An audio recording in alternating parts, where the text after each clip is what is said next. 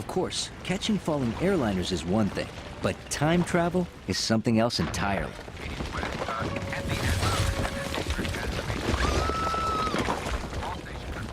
At the end of Superman the movie, our hero arrives too late to save Lois after a major earthquake.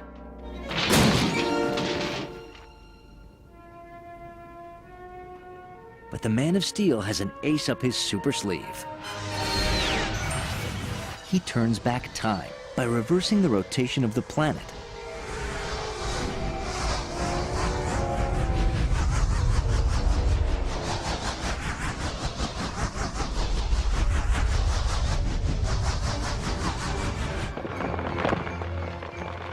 Now here's where even some very forgiving scientists accuse Superman of going too far when it comes to breaking the laws of physics. It would take the power of a very large nuclear power plant running for 100 times the age of the universe to give you enough power to rotate it backwards.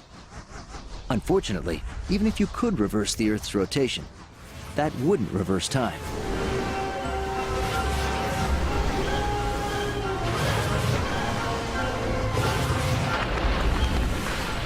That trick just doesn't work. As far as we know of no way to reverse time, although scientists are always looking.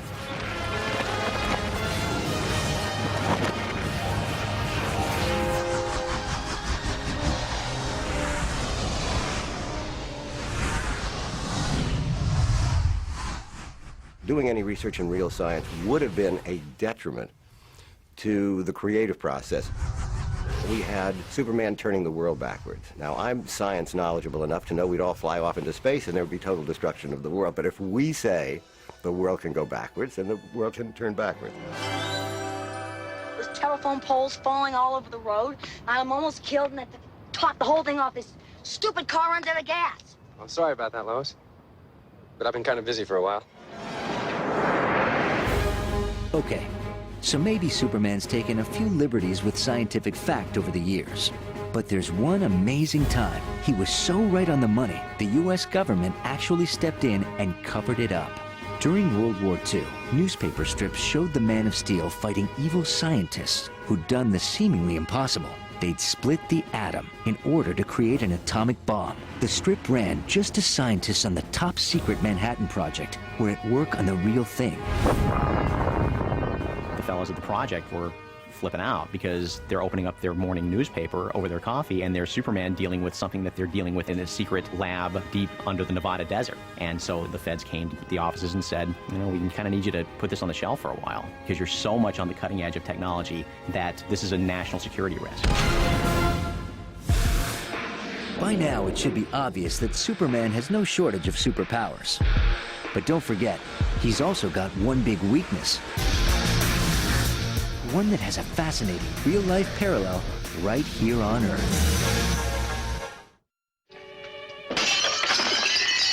I can't come into this room because of the kryptonite. You know that.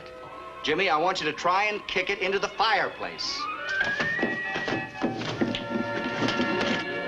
Good boy, Jimmy. Now watch out.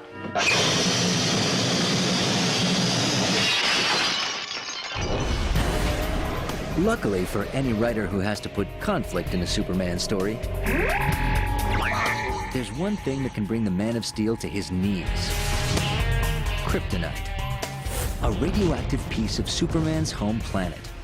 Apparently, it's the only substance in the universe which can rob the Man of Steel of his powers, and, depending on the exposure, potentially kill him.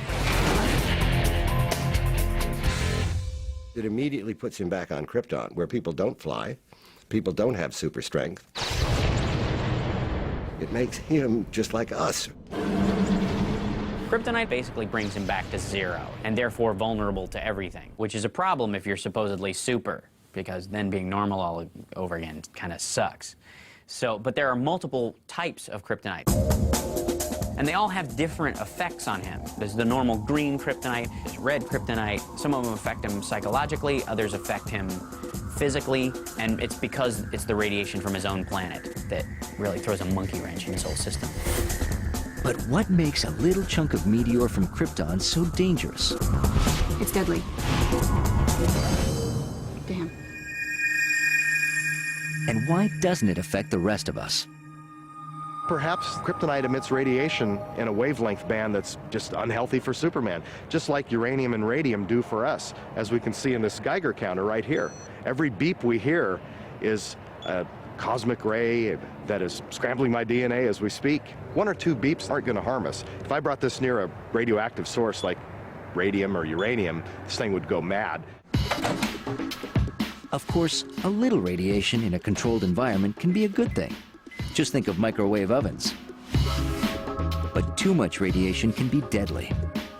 The harm we get from radioactive materials is basically, at a simple level, damage to the molecules in there. It rips bonds, it breaks molecules apart, and if it breaks the wrong ones apart, your cells stop working or you get sick.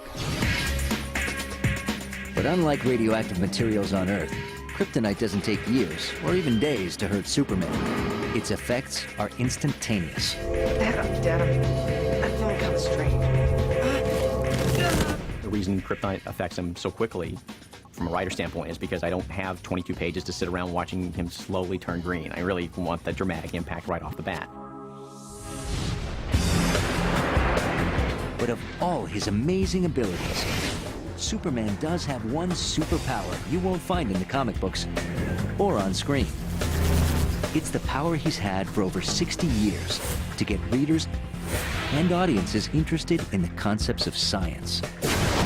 Once the effects of the solar flare faded, everything went back to normal. Superman was certainly an influence in my life. I studied Superman on television. I studied Superman comic books. And the kind of questions that Superman raised certainly helped me to become a scientist. I was heavily into comics and science fiction. Superman especially, because Superman is basically a science fiction character. He comes from another planet, he's an alien, he has these amazing abilities. And in some ways he personifies a lot of very important scientific issues.